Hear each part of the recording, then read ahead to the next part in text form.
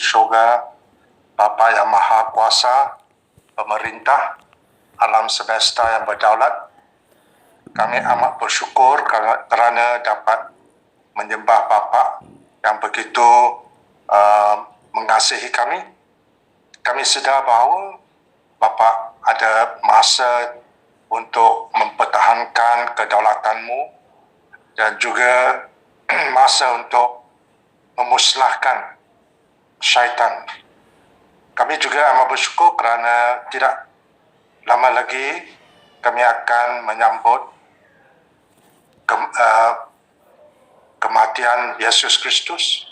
Ini adalah satu peristiwa yang amat penting dan mohonlah kami supaya kami dapat memberikan kesaksian yang menyeluruh supaya dapat memberitahu banyak orang tentang kepentingan peristiwa ini. Kami juga mohon Bapa menetepikan semua hal-hal yang remeh supaya kami dapat fokus pada program malam ini. Dan kami juga mohon Bapa berada dengan penceramah Saudara David Chong supaya dia dapat membantu kami supaya kami dapat mengatasi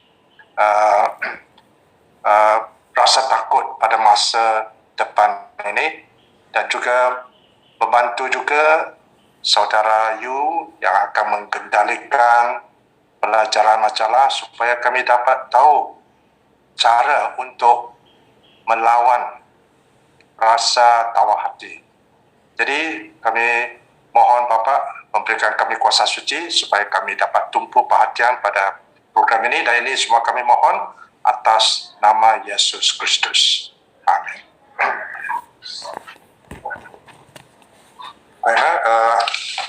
Kita ada suatu ceramah yang begitu menggalakkan.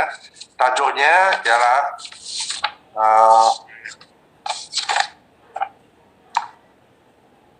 atasi rasa takut akan akan masa depan. Dan penceramah kita malam ini ialah Saudara David Chong. Silakan Saudara David.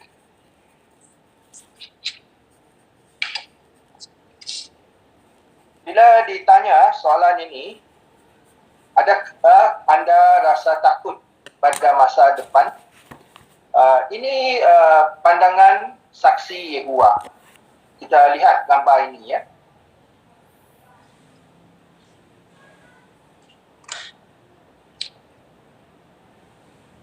Bila ditanya saksi-saksi Yehovah, apa masa depan anda? Beginilah pandangan mereka. Mereka menganggap semua orang bergembira, dan anda lihat tak ada satu orang pun yang memakai topeng muka.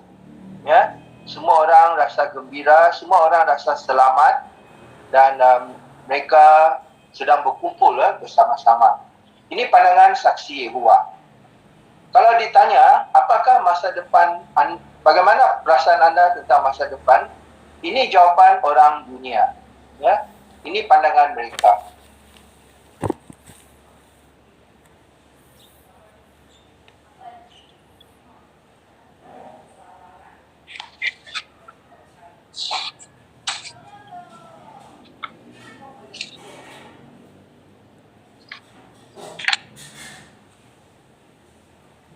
Ya, kalau anda perhatikan dengan teliti, mereka dalam ketakutan. Okey, orang semua dalam ketakutan. Mereka bimbang tentang masa depan. Ini adalah pandangan orang dunia. Soalannya, kenapa ada pandangan yang begitu berbeza? Jadi pada ceramah ini kita akan bincang kenapa ada perbezaan pandangan antara orang duniawi dengan pandangan umat Yehovah. Mengapa manusia perlu takut akan malapetaka yang akan melanda? Ada sebabnya. Dan sebabnya telah dinyatakan di dalam Bible. Yesus menubuatkan 2000 tahun dahulu bahawa peristiwa-peristiwa yang luar biasa akan berlaku. Mari kita buka Bible kita dan kita baca ayat Lukas 21, ayat 25 dan 26. Lukas 21, ayat 25 dan 26.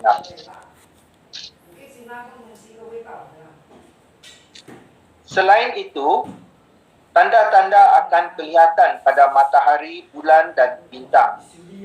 Di bumi, bangsa-bangsa akan menderita dan mereka tidak akan tahu jalan keluar kerana deruan laut yang bergelora. Apabila orang menantikan apa yang bakal melanda seluruh bumi, mereka akan pengsan ketakutan kerana kuasa-kuasa di langit akan digoncangkan. Di ayat 25 kata bangsa-bangsa, semua manusia, mereka tidak akan tahu jalan keluar. Mereka bingung. Dan di ayat 26, mereka akan pengsan kerana ketakutan. Jadi, sebab itu Bible memberitahu kita bahawa orang di dunia akan berasa takut. Dan semua ini berlaku selepas bermulanya kesengsaraan besar. Bangsa-bangsa akan berputus asa dan takut akan apa yang bakal berlaku. Ketakutan ini menghantui manusia dari segenap lapisan masyarakat. Sama ada mereka yang berkedudukan tinggi ataupun orang biasa. Dan seraya akhir dunia, sistem ini semakin mendekat, kita semua, termasuk saksi Yehova, akan rasa sedikit khawatir, akan rasa risau akan perkembangan peristiwa dan keadaan semasa. Terutamanya sekarang dengan pandemik COVID-19, orang semua merasa susah. Selain daripada itu, sering kita terbaca dalam surat khabar ancaman pengganas, keganasan, jenayah, dadah, maksiat, malapetaka dan wabak penyakit. Ini merupakan tanda akhir zaman kita. Sama seperti yang dialami oleh wanita yang akan bersalin. Oleh itu, masanya telah tiba bagi Tuhan membinasakan mereka yang memusnahkan bumi. Mari kita lihat apa yang Bible nubuatkan tentang hal ini, tentang Tuhan membinasakan manusia yang jahat, yang fasik. Bagi orang fasik, mereka perlu takut akan kedatangan hari kemukaan Yehova di masa depan. Mereka harus berasa takut. Seluruh dunia fasik syaitan akan dimusnahkan. Jadi sebab itu mereka harus berasa takut. Dalam buku Yeremia telah memberi nubuat tentang hal ini, di mana seluruh dunia fasik syaitan akan dimusnahkan. Kita buka buku Yeremia bab 25 dan kita lihat nubuat-nubuat dalam buku Yeremia ini. Oleh itu saya galakkan anda semua, sila buka buku Yeremia dan kita akan baca beberapa ayat-ayat di sana. Mula-mula kita baca ayat 15 dan 16. Yeremia 25 ayat 15 dan 16. Inilah firman Yehova, Tuhan orang Israel kepadaku. Ambillah cawan yang berisi wain kemurkaanku, lalu pergilah ke mana sahaja. Aku mengutus engkau dan suruhlah bangsa-bangsa di situ untuk minum dari cawan ini. Mereka akan minum, lalu mereka akan terhuyung hayang. Mereka akan berkelakuan seperti orang gila kerana peperangan yang akan aku datangkan atas mereka. Perhatikan penghakiman Yehova di sini. Di ayat 15 kata, cawan yang berisi wain kemurkaanku. Semua bangsa akan minum dari cawan kemurkaan Yehova dan mereka akan hilang akal. Mereka akan kuyung hayang. Di sini menggunakan perkataan cawan. Cawan digunakan untuk melambangkan kehendak Yehova agar bangsa-bangsa meminum pembalasan Tuhan. Penghakimannya seperti wain pekat yang beracun yang akan membinasakan orang yang fasik. Dan sejak tahun 1919, golongan Yeremia, iaitu Saki Baki kaum terurap, menyedarkan bangsa-bangsa akan cawan kemurkaan Yehova. Melalui roh jahat yang melakukan mukjizat-mukjizat, kini semua bangsa dikumpulkan untuk berperang pada hari Tuhan yang Maha Kuasa. Dan semasa Armageddon, Yehova akan mengutus Yesus Kristus untuk menghukum mereka dengan pedangnya. Siapakah di antara mereka ini yang akan minum cawan kemukaan Yehova? Yehova akan menimpakan badai yang berkecamuk sehingga ke hujung bumi untuk membinasakan semua penentangnya. Kita baca ayat seterusnya di Yeremia 25. Kali ini kita akan baca ayat 31 hingga 33. Yeremia 25 ayat 31 hingga 33. Bunyi kekecohan akan kedengaran sampai ke hujung bumi, kerana terdapat persengketaan antara Yehova dengan bangsa-bangsa. Dia akan menghakimi semua manusia dan membinasakan orang jahat dengan pedang, firman Yehova. Inilah firman Yehova, ketua angkatan keluarga, ketua angkatan syurga. Lihatlah, malapetaka akan menimpa bangsa demi bangsa, dan badai yang kuat akan bertiup dari hujung bumi, dari hujung-hujung bumi. Pada hari itu, mayat orang yang dibunuh oleh Yehova akan bergelimpangan dari satu hujung bumi ke hujung bumi yang lain. Mereka tidak akan diratapi atau dikumpulkan atau dikuburkan, tetapi akan dibiarkan di atas permukaan tanah seperti baja. Perhatikan di ayat 32, di mana ayat itu kata tentang badai yang kuat akan bertiup dari hujung bumi. Ini merupakan badai pembinasaan dari Yehova. Dan di ayat 33 kata, mereka yang terbunuh akan bergelimpangan dan tidak akan diratapi atau dikumpulkan atau dikuburkan. Memang ini satu senario yang amat mengerikan, yang menyeramkan. Namun, tindakan ini perlu untuk membersihkan bumi dari segala kejahatan sebelum mewujudkan Firdaus sesuai dengan janji Yehova. Seperti yang kita kata, siapakah yang di antara mereka ini? Mari kita lihat jawapannya di buku Wahyu bab 18 ayat 21. Siapakah yang akan menerima pembalasan dari Yehova ini? Di Wahyu 18 ayat 21. Kemudian satu malaikat yang perkasa mengangkat sebuah batu yang kelihatan seperti batu kisaran besar, lalu mencampakkannya ke dalam laut. Dia berkata, demikianlah kota Babylon yang besar akan dicampakkan dengan begitu cepat dan tidak akan dijumpai lagi. Ya, sini kata tentang Babylon yang besar. Seperti yang kita semua maklum, Babylon besar ini merupakan sistem agama palsu. Semua agama palsu, termasuk juga gereja-gereja Kristian yang mengaku sebagai Kristian, tapi mereka sebenarnya adalah agama palsu. Mereka ini akan dibinasakan terlebih dahulu, mula-mula. Seterusnya, siapakah di antara mereka yang akan menerima badai Yehova ini? Kita lihat di buku Yeremia kembali, di Yeremia bab 25. Dan kali ini kita akan baca ayat 34 hingga 38. Yeremia 25 ayat 34. Berteriaklah, hai para gembala, dan berserulah, Berguling-gulinglah di atas tanah, hai para pemimpin kawanan. Kerana sudah tiba waktunya kamu disembelih dan dicerai-beraikan ke tempat-tempat lain.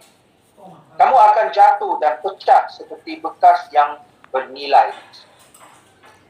Ya, para gembala tidak dapat melarikan diri ke mana-mana.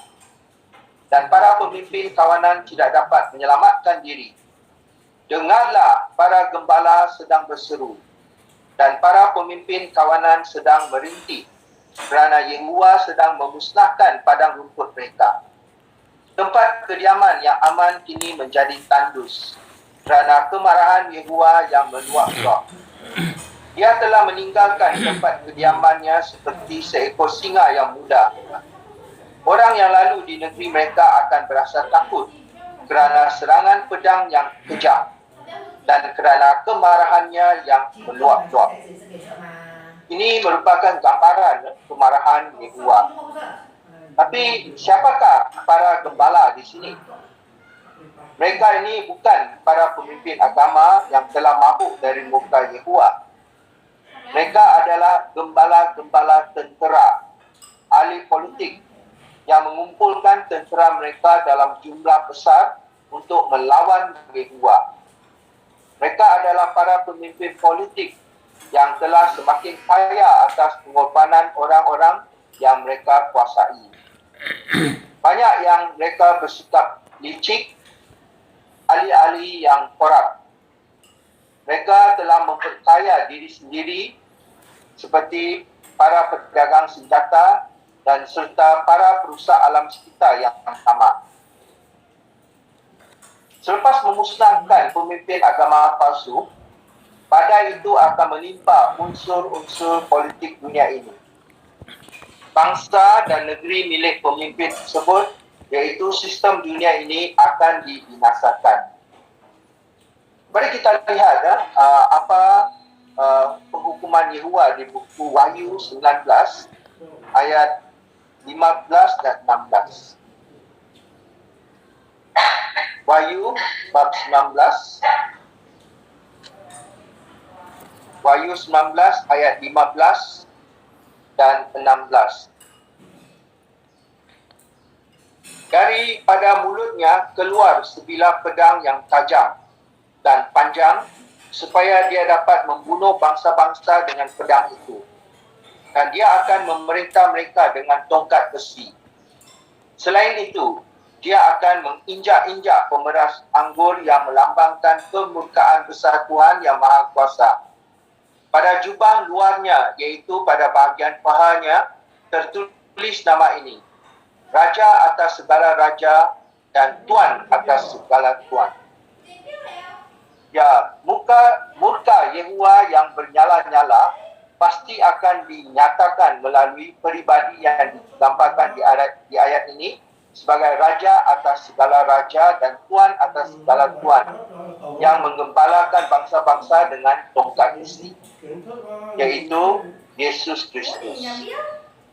Raja-raja di bumi dan tentera mereka akan berperang melawan pahlawan dan juga raja yang dipilih Yehuwa, tetapi mereka akan dikalahkan lalu dibuang ke dalam lautan api yang bernyala-nyala dengan belerang. Jadi ini merupakan penghakiman yang Yehuwa buatkan. Ini yang membuat orang-orang duniawi akan berasa takut pada masa depan. Bagaimana pula dengan umat Yehuwa? Umat Yehuwa menghadapi masa depan tanpa perasaan gentar. Mereka tidak perlu takut. Kenapa? Sebab mereka mengendahkan amaran Yehuwa. Oleh itu mereka tidak perlu takut akan masa depan. Tuhan tidak akan menempiaskan kemarahannya terhadap mereka. Seperti pada masa-masa yang lampau, Tuhan sememangnya berkuasa untuk menyelamatkan umatnya. Mereka yang melakukan kehendak Tuhan akan berpeluang untuk diselamatkan dan menikmati berkat kerajaan Tuhan. Mari kita lihat satu berkatnya di buku Amsal bab 2 ayat 21 dan 22. Amsal bab 2 ayat 21 dan 22. Hal ini demikian kerana hanya orang baik yang akan menduduki bumi, dan hanya orang yang tidak bercela akan tetap tinggal di situ. Tetapi orang jahat akan dilenyapkan dari bumi, dan orang yang tidak setia akan dihapuskan dari bumi. Cuba kita fikirkan sejenak di ayat 21. Ayat ini kata, hanya orang baik yang akan menduduki bumi. Maknanya, tidak ada orang yang tidak baik yang akan tinggal di bumi. Jadi, kita semua akan berasa selamat. Setiap orang yang kita jumpa di masa depan ialah orang yang baik. Tidak ada orang yang jahat. Tidak ada orang yang ada niat dalam hati untuk berlaku jahat terhadap kita. Lepas itu di ayat 22, orang yang jahat akan apa? Akan dilenyapkan dari bumi. Orang jahat termasuk orang yang menindas orang lain. Mereka mengambil kesempatan terhadap orang lain. Mereka ini semua akan dilenyapkan. Maknanya kita tidak akan jumpa mereka lagi. Pemerintahan Yehovah yang damai akan menggantikan dunia yang fasik syaitan ini. Ini juga dinubuatkan di buku Yesaya bab 9 ayat 7. Mari kita baca bersama ayat ini. Ayat ini memberitahu kita tentang Yesus sebagai Raja Kerajaan Tuhan dan bagaimanakah pemerintahannya. Di Yesaya bab 9 ayat 7 dia kata, kekuasaannya sebagai pemerintah akan terus bertambah. Pemerintahannya akan membawa kedamaian yang tidak berkesudahan. Dia akan duduk di atas takhta Daud untuk memerintah. Dia akan mengukuhkan dan menguatkan kerajaannya berdasarkan keadilan dan kebaikan dari sekarang hingga selama-lamanya. Yehovah, Ketua Angkatan Syurga, akan melaksanakan hal ini dengan semangat yang membara. Perhatikan perkataan yang menggambarkan pemerintahan Yesus. Di ayat 7 kata, pemerintahannya membawa kedamaian yang tidak berkesudahan. Lepas tu dia kata, dia akan mengukuhkan kerajaannya berdasarkan keadilan dan kebaikan. Ini semua merupakan ciri-ciri kerajaan Tuhan. Tiada satu pun kerajaan manusia yang dapat menandingi apa yang dicapai oleh kerajaan Tuhan. Ini akan membawa manfaat yang kekal dan sempurna kerana ia akan mengajar semua orang yang rendah hati tentang kehendak Tuhan. Jadi daripada mengharapkan senjata nuklear atau senjata yang canggih untuk membawa kedamaian, umat Yehovah menaruh kepercayaan kepada pemimpin kedamaian yang perkasa. Bumi ini tidak akan dimusnahkan, tetapi Putera akan menjadikannya sebuah Firdaus. Dan apakah yang akan kita nikmati dalam bumi Firdaus itu? Antaranya, kita boleh baca di buku Yesaya 65 ayat 21 dan 22. Kita mungkin sering baca ayat ini, tapi mari kita baca sekali lagi ayat ini. Yesaya 65 ayat 21 dan 22. Di bumi Firdaus nanti, orang akan membina rumah dan mendiaminya. Mereka akan mengusahakan ladang anggur dan memakan hasilnya. Rumah yang dibina oleh mereka tidak akan didiami oleh orang lain. Dan apa yang ditanam oleh mereka tidak akan dimakan oleh orang lain. Umur umatku akan sepanjang umur pokok. Dan umat pilihanku akan menikmati hasil kerja mereka dengan sepuas-puasnya. Ya, jadi ayat 21 kata, kita akan membina rumah. Tentulah kalau kita mau buat rumah, mula-mula kita mesti ada tanah. Jadi kita semua akan memiliki tanah kita sendiri. Ayat itu juga kata, kita akan mengusahakan ladang anggur. Jadi ini juga meyakinkan kita akan mempunyai tanah untuk bercucuk tanam. Dan apa yang menariknya ialah rumah yang kita bina akan didiami oleh kita sendiri. Jadi apa style rumah yang anda mahu, anda boleh milikinya. Dan apa yang menariknya di ayat 22 ialah hasil kerja kita akan menikmati dengan sepuas-puasnya. Jadi ini sesuatu yang kita boleh nantikan di masa depan. Sebab itulah umat Yehova tidak rasa takut tentang masa depan. Bukan seperti orang yang di dunia. Kita tidak perlu takut akan pencerobohan dari negara-negara musuh, kerana tidak ada negara musuh. Kita tak perlu lagi guna pasport. Kita tak perlu lagi guna pas kerja untuk berhijrah dari satu tempat ke tempat yang lain. Sebab semua diperintah oleh satu kerajaan. Jadi, rasa takut bersilih dengan kasih dan sukacita. Seraya Yehova mengumpulkan mereka yang rendah hati daripada semua bangsa. Malah sekarang juga kita boleh lihat umat Yehova seperti satu keluarga yang mengasihi satu sama lain. Kita membentuk persaudaraan sedunia yang bebas dari permusuhan kaum atau bangsa. Kenapa boleh terjadi begitu? Sebab umat Yehova mengikut prinsip yang paling penting, iaitu di Yohanes 13 ayat 34 dan 35, iaitu kita mengasihi satu sama lain. Itu merupakan tanda umat Kristian. Baik, jadi apa yang sudah kita belajar daripada ceramah ini? Dari ceramah ini, tidak ada perlu rasa takut bagi umat Yehova. Sebab umat Yehova mempunyai masa depan yang cerah. Sebaliknya, bangsa-bangsa dalam dunia ini, mereka akan berasa takut sebab mereka akan mendapat penghakiman dari Yehova.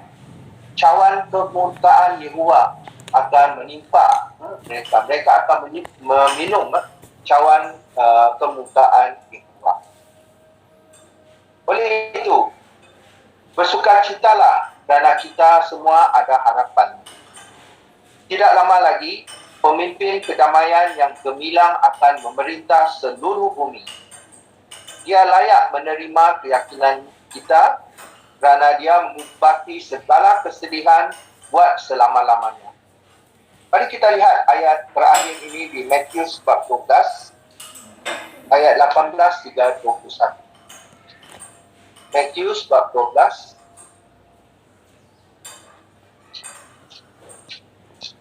ayat 18 hingga 21.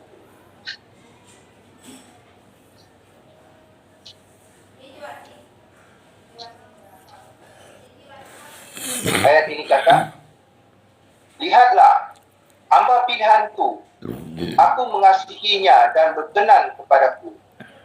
Aku akan mengurniakan kuasa suciku kepadanya, dan dia akan menyingkapkan erti keadilan kepada bangsa-bangsa. Dia tidak akan bertengkar atau berteriak. Suaranya tidak akan kedengaran di jalan-jalan utama. Rumput yang layu tidak akan diinjak-injaknya, dan sungguh pelita yang sudah malam tidak akan dipadamkannya, sehingga dia berjaya menegakkan keadilan. Sememangnya, namanya akan menjadi tonggak harapan bagi bangsa-bangsa. Inilah gambaran tentang Yesus. Dia akan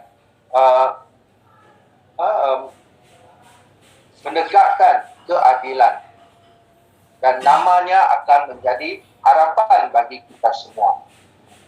semua ponco setan yang ganas akan disingkirkan. Sesiapa pun tidak perlu takut pada orang fasik lagi. Jadi menaruh sepenuh keyakinan anda kepada Yehovah dan nubuat-nubuat dalam firman-Nya.